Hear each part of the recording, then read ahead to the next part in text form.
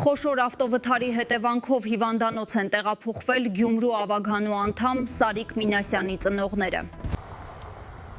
Հոկտեմբերի 31-ն է Երևան-Գյումրի ավտոճանապարհին դեպի Երևան ընթանալիս Ford Magnus-ի ավտոմեքենան դեռևս անհայտ հանգամանքներում բախվել է ճանապարհին կայանված քարով բարձված բեռնատարին։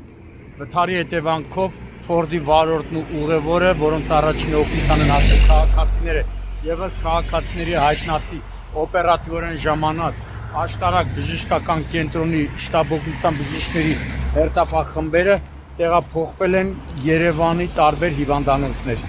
Վիրավորներին առաջին օգնության են հասել քաղաքացիները, իմ տեղեկություններով վիրավորները Գյումրիում հայտնի քաղաքական գործիչ, կարելի ասել նաև քաղաքական գործիչ Գյումրու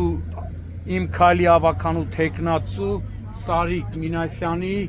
հայրն է եւ մայրը, ծնողներն են։ Իմ տեղեկություններով, այս պայն ստացված տեղեկություններով նրանց կյանքին լավ է,